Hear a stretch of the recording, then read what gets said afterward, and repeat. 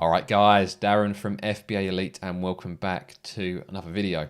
So in this week's video, we are going to be doing some product research, but this time there's going to be a slight twist on this product research. Now, there's two reasons that I want to do this. One, I was looking through YouTube earlier for some ideas, so I was looking at all of the other gurus, or I say other gurus, I was looking at the gurus to try and get some ideas for the channel, and I saw so many thumbnails saying £50,000 product in 2 minutes or $100,000 revenue product in 5 minutes. And people get this idea in their head, this is what product research is like. But as you guys know, it's not an overly exciting process to go through again and again and again. And also, it doesn't take into account that finding a £50,000 product or a $100,000 product isn't actually the right thing for many of us small new sellers, as we just don't have the capital to launch a product and compete in those niches. So what I'm going to do today is just do some completely random product research, see what we find, and then when we find opportunities, I'm going to explain to you who I think those products would be a good opportunity for. Because a lot of people think that product research on Amazon is about finding that mystical niche, that unicorn niche that doesn't really exist, the perfect niche. The truth is that people are making money in pretty much every niche on Amazon. The reason we do product research is to try and find the one that is the right fit for us. And that's where a lot of people get lost with product research. So when I'm going through this, I'm going to explain with these niches who it is the right fit for. And once we've gone through a few examples, hopefully you guys will be able to find the right products for you.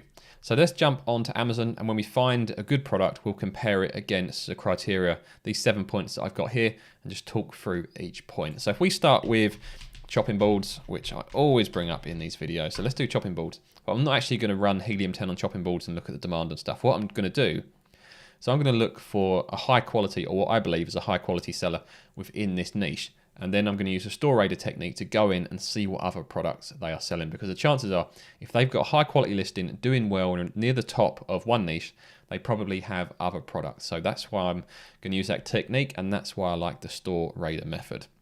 So I'm just going to scroll through quickly. None of these are really jumping out. Actually, this one jumps out to me here. This looks quite nice. Nice photography, nice bit of bespoke packaging. The branding's quite nice as well. So let's click through to Oliver's Kitchen and let's click through to his store and see what these guys are selling. So click on product and we can see we've got 8 different products, from chopping boards, ice cube trays, kitchen tongs, some more ice cube trays, salt and pepper mills, cheese graters. And he's taken the same approach of all of them. The packaging is helping him to stand out within those niches and make it look that little bit more premium. So let's run Helium 10 and see how these products are selling. And they all seem to be doing very, very well. I mean, if we all had 8 products doing this well, the chances are you guys wouldn't be watching this video. So it seems to be doing very well. So let's take a look at these products and see if we want to do a deep dive into any of them. So up first, we've got the chopping board, which is the one we actually clicked on. So we're just going to skip that for now. We've got the ice cube trays. Now, although they've got crazy figures, I could probably click through to that niche, run X-ray, and the first thing we'd notice is it would have seasonality issues. Ice cube trays in the UK will certainly be seasonal. So I'm going to skip that for now, but you're welcome to do your own research. We then have kitchen tongs. So let's click on those kitchen tongs. And we're going to do our own search for this. So let's just actually back up into the main search. So we're not searching within a subcategory. Kitchen tongs. And what we're going to do, you can see there, Oliver's Kitchen is in the sponsored ads. Let's see how high he is in the organic results. So it's about 5th or 6th in the organic listing. So let's run Helium 10 and see what this kitchen tongs niche is actually like. So let's run through these from left to right and see what we've actually got here. So the first thing I look at, these thumbnails here are all showing kitchen tongs. So it's not a case we've come across a search term that is bringing across irrelevant search results. So all of these products are comparable. I'll then look at the brand to see if there's any big brands that I recognize. And just quickly looking through, I don't see anything of concern there. The price point is a little on the low side, but I imagine the cost for these could be on the low side as well. What I'd probably look to do is enter this market with a premium offering. So I'd be looking to be charging in the double figures, like that 10, 11, 12 pound mark, and see what you could do. And that's what I'd base my profit calculations on. We then have sales. So let's put the filters on actually and get rid of these sponsored results because that just confuses things. So sales, the top one selling just under 3,500 per month. Now that sounds great, and I can say, wow, look, I found a product with 23,000 revenue within 5 minutes, but it's not helpful. It's no good to any of us, guys. What we're going to look at is who would this niche be good for, provided everything else checks out in a moment. Based on these sales, I like to look for a kind of what I call a landing zone. So I want at least 5 sellers achieving similar figures to where I would be aiming for. So depending on my budget, that would impact the niche that I was looking for and the niche that I was picking. But if it was working the other way around, so I'm looking sales first and finding the right seller, I'd be looking at these going, okay, we've got one at 500, one at 486, one at 41, and then another one at 460. So I think this niche would be well suited to someone looking to enter this niche, selling somewhere between 400 to 500 products, as that will give you quite a wide landing zone. Now, that's not saying you can't come into this niche and sell 1,000 units, but I would initially plan to enter this niche targeting 400 to 500 units. And then if things go well and you've got a really premium product that stands out, who knows what you might achieve. You might get high up in the organic ranks and you might start taking big chunks out of these sales, and you might push into the thousands of sales per month. So it's all about finding the right fit for you. So if we were going to sell 400 to 500 units per month, let's say 500 just for simple figures. Let's say these cost around maybe £3 for these profit margins to stack up. So you're going to need £3 times 500. That's £1,500. You're going to want at least 2 months stock. So that's going to be £3,000. And then you need to keep in mind that you're going to be ordering your second batch before you've really got the money back from your first batch. So you could easily need in excess of £5,000 to launch this product and have enough money for your second batch as well. So think about your circumstances. Can you afford 2 batches of product? Because what you don't want to do is have a successful launch, sell really well, but then you have to wait for Amazon to actually give you the money from your sales before you can order a second batch. So that's very important, and that's why we need to match up the right product to the right seller. So I come across, if you want to work with revenue instead of sales, do it that way. I prefer to work with sales, but there's nothing wrong with using revenue instead. Quick glance at the FBA fees. So this is what you'd expect, approximately 30 to 40% of the overall selling price. So if you're selling between £10 to £12, these fees should be manageable. Reviews. Now there are a few averaging 5 stars, which means it can be a little bit tricky sometimes to compete in this niches where lots of people do have 5 stars. I would much prefer to enter a niche where people are averaging 4.5 stars or below, as it's so easy to drop down from a 5-star average to 4.5. But at the same time, there is proof within this niche that 4.5 star review products do still sell well. Review count, this is something that normally scares a lot of people. They'll see this in 4 figures and be like, nope, this is not for me. But there's still evidence on this first page that people with double-digit reviews are getting ranked. So it is possible to get ranked on this first page with a relatively new product with relatively few reviews. And the review velocity column shows that you don't need to have that many reviews coming in. So these are the number of reviews in the last 30 days to actually get ranked on that first page. So they've only had 4 reviews in the last 30 days, but they're ranked quite nicely organically, and they are achieving a couple hundred sales per month. Next thing I check is make sure they're all FBA. They don't all have to be FBA, but if I see a large swathe of FBM sellers, that quite often means the product is either too big or too heavy and the FBA fees could be crazy high. Or if I see a lot of AMZ listings, I know they can be difficult to overtake. So that might make me reconsider the niche as well. We shouldn't have any issues with dimensions or weight, as this is quite a small product. And a quick glance at creation dates. If you saw lots of products in here that have been created within the last few weeks or the last couple of months, that could indicate the niche is becoming highly competitive, or it could even be some sort of prohibited product where sellers are constantly getting kicked off and new sellers are joining and they haven't been kicked off yet. So that would just be a quick glance at creation date to check that.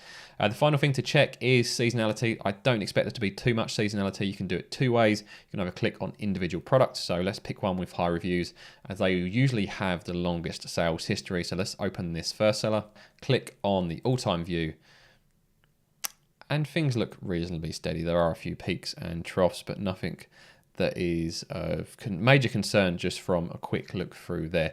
What we can also do, as well as doing that for multiple products, if we click on the search volume, this is another good indicator. So let's check this out over the last year.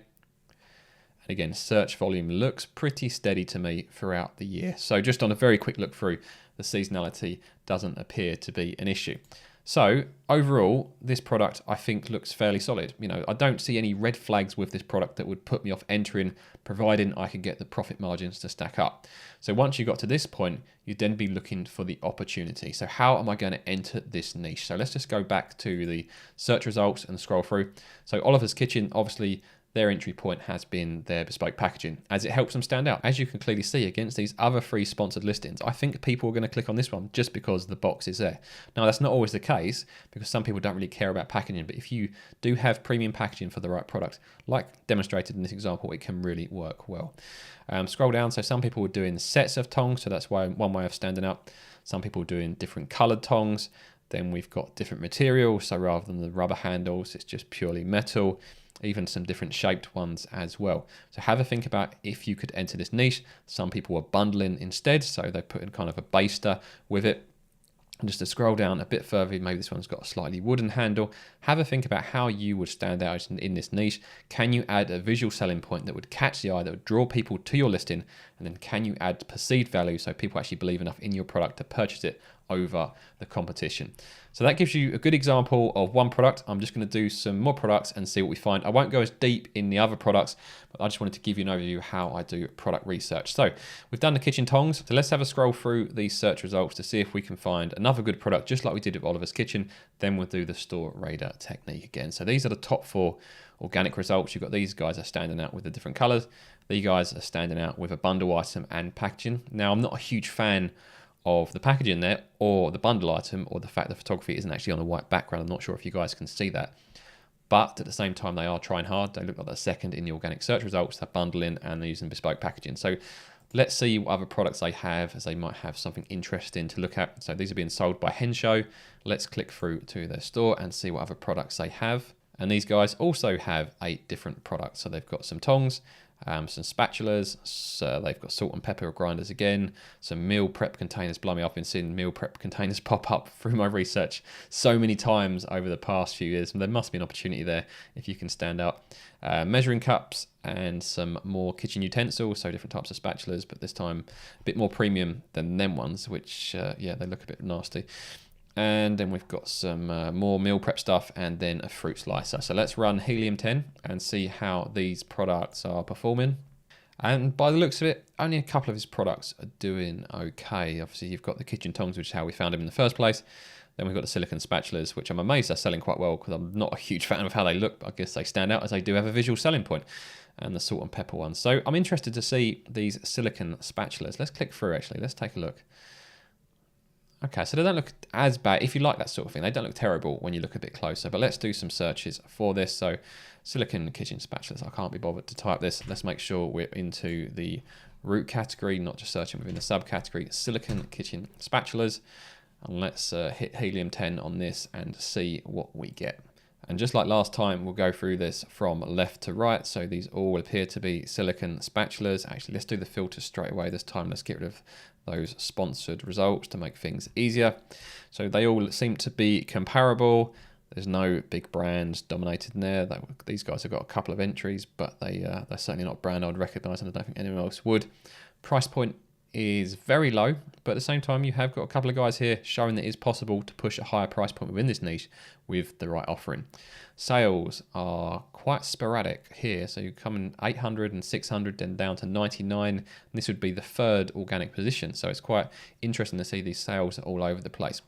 So if I was looking at this niche, I would be looking for the widest landing zone, which for this product seems to be around the 200 to 300 mark, despite the fact some of these ones at the top are a bit all over the place. Further down especially, we have here 293, 317, 263, 362, 302, 377. So I would probably look to sell around 300 units as my initial target and then see what the response was like based on that. So if your sale price is going to be £10 or above, it would probably be quite similar to where we were for the last product. So your cost price may be around £3.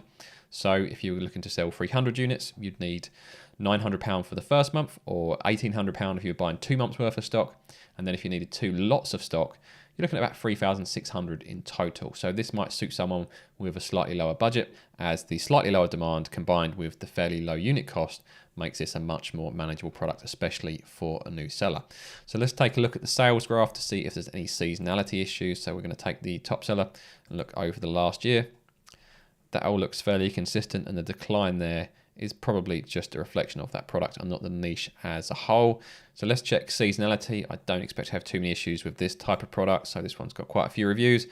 The one review looks pretty solid to me. So again, check 4 or 5 products and obviously the search volume and make sure seasonality isn't an issue. Revenue, if you prefer to work that way, FBA fees look more than reasonable. We've then got reviews. Most people are at 4 or 4.5, which is what I like to see. Yeah, there's 2 or 3 listings with 5-star, but overall, plenty of room for someone with a 4.5-star rating to land on this front page. Review count, again, looks good. Quite a few sellers with only double figures appearing on the first page, and this shows how possible it is for new sellers to mix with these big boys. You know, when you've got people with 7,000 reviews or even 16,000 reviews, being ranked below someone with 21 reviews. It shows that reviews aren't as important as people make out, providing you add the right visual selling point and perceived value to your product. You can compete in these niches.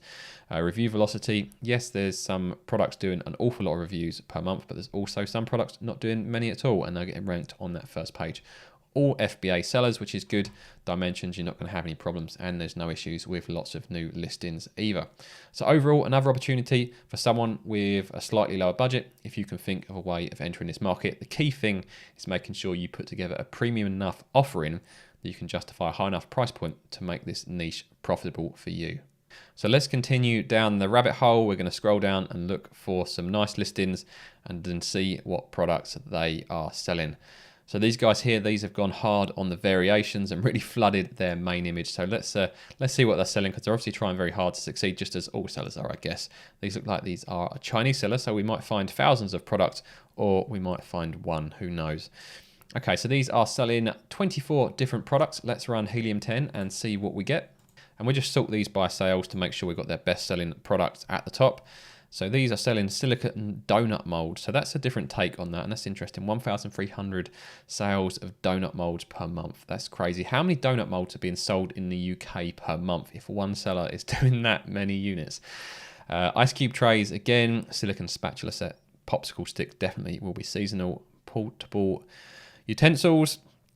4-piece bed sheet. I'm interested in these silicone donut molds. That's what we're going to take a look at. I'm just fascinated to see this product. So silicone donut molds, let's take this and go to the top level category, or you can just click on the Amazon logo, whichever one you want to do. All departments, silicone donut molds.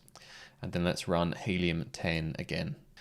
And before I go through this in full detail, the first thing that has caught my eye with these results is the sales are too sporadic. There is not a consistent enough number of sales here. So let's just take out the filtered results again to clean this up a bit more, to make it worthwhile doing the full analysis of this niche. You know, if you're looking at this niche, you've got maybe 1, 2, 3, 4 sellers doing at least reasonable figures, but then demand is just so low. You know, it gives you a very, very small landing zone, and these guys are obviously dominating. So before I get into anything else, just on sales alone, I'll just get out of this niche straight away, because there is not enough widespread demand, widespread sales to make it worthwhile taking the risk. You know, why enter a niche where demand isn't widespread when there are thousands of niches where demand will be better?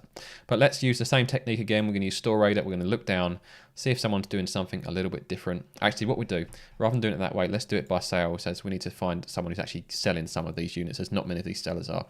So let's pick these guys. They are selling 230 units per month. So let's click through to their listing, click onto their store name, go to the products link, and then we're going to run X-ray from Helium 10 again.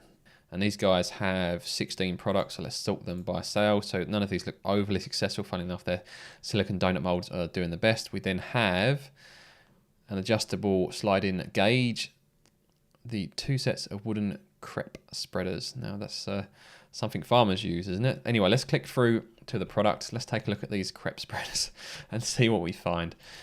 Let's pop that in there and go to all departments.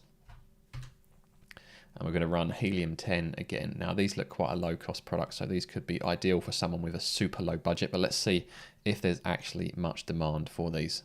And unfortunately, this niche seems to have exactly the same issue as the silicone donut rings. There's just not enough widespread demand. Now it's fine having a niche where people sell 50, 60, 70, but you want to see a lot more demand than it disappearing this far down the page. So we'd exclude the niche based on that. So let's look for another product. So I don't know why that one's highlighted. Let's click on that, Cabby Lock. Let's just pick a random one this time. Who is their seller? This is sold by Nadine Quick. If you're watching, smash that like button. And then go down to the products tab and see what they've got. So run Helium 10 again and see what is in there. Catalog. So we have different brands. So this one seller has lots of products, under different brand names. So let's just sort these by sales, just the first page of results, see what we get. So we've got mini serving buckets, they look quite interesting. You've then got a sandpaper holder, a plastic flower pot saucer. Let's scroll down a bit further. What else have we got? Empty shampoo bottles, acrylic earring rack. That's interesting because they're probably super light if they're made of acrylic. So I bet they're really, really cheap to source. I know they've only got 91 units, but let's take a look anyway, see what we get. So earring stand holder, we could do that. Or probably the best thing to do is when you're doing this is get an idea of what you think the title will be and then use the Amazon auto suggest, as that usually will put you in the right place. You know, the top suggestion. So earring holder potentially is going to do the best thing, if not earring display stand. But let's try earring holder and see what we get. So scroll down. Yeah, these are certainly all earring holders. Let's run Helium 10 and go through the results. And this is a good example of what you'd want to see if you're looking for a low demand product. So if you've got a really small budget to start FBA with and you only maybe want to sell 50 to 100 units per month, this is the sort of niche you want because there are lots of sellers. So you can see the landing zone is huge. Anywhere from the top to the bottom of the first page, there are people doing anywhere from 30 units all the way up to 350, but generally between 50 and 100 units per month. So this niche would be ideal. So many people looking at this based on traditional product research criteria would discard it because the demand is too small, but that's not taking into consideration the fact that there are some people with very small budgets. So if you do have a small budget, this is a sort of demand you might want to consider instead. So let's just run through this from left to right. Before this video gets too long, this will be the last product I'm going to analyze. So as we saw in the results when I scrolled down earlier, they are all earring holders, they're all comparable. Brands, there aren't any brands I recognize. However, if you are into your jewelry, maybe some of these are big brands, but for me, I don't recognize any brands.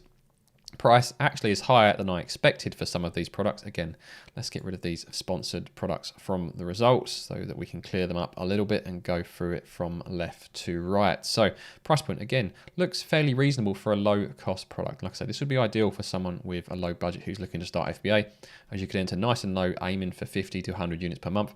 And if things do go well, as your capital grows, potentially you could push a little bit higher if your product is successful. Seasonality, it's not something I expect to have seasonality issues with. Let's try the search volume just to get an overall view of the niche. Do the 1 year view, or you can do all-time view if you want.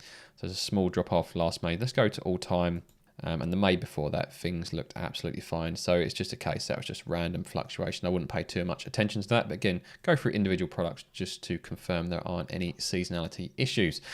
FBA fees, some of these are actually quite high, but the prices are higher as well. So you don't mind spending £4 or £5 on FBA fees. If you're selling for £15 and above, that's fine. Ratings, not too many 5-star and even some 4 stars on this first page, so plenty of opportunity there. No issues with the review count, as you would expect with these products, as they aren't doing huge numbers. All FBA sellers, dimensions I'd imagine be absolutely fine as well. And I'd imagine a lot of these products you would need to assemble. So as long as the disassembled size within the packaging is nice and small, then you shouldn't have any issues with FBA fees. And finally, no issues with creation dates. Many of these are a year or 2 old. So overall, again, another niche where there is an opportunity for the right seller. And you'll see we've gone through maybe five or six products, I think, today, and I found 3 different opportunities depending on the right fit for the seller. So think about your individual circumstances, how much money you have, what is the right product to fit for you. You're not looking for the unicorn product, you're looking for the right product for you. So hopefully you guys have found that useful, seeing some more examples of how I do product research. If you want to use X-Ray, which is I use for all of my product research, I'll pop up some discount codes and I'll pop one in the top comment as well. If you found the video useful, I'd really appreciate it if you scroll down, hit that like button. If you want to see more from me, subscribe to the channel. And if you want to talk to me and over 3,000 other FBA sellers, head over to the FBA Elite forums, sign up, it's completely free, and I'll see you guys on the forums.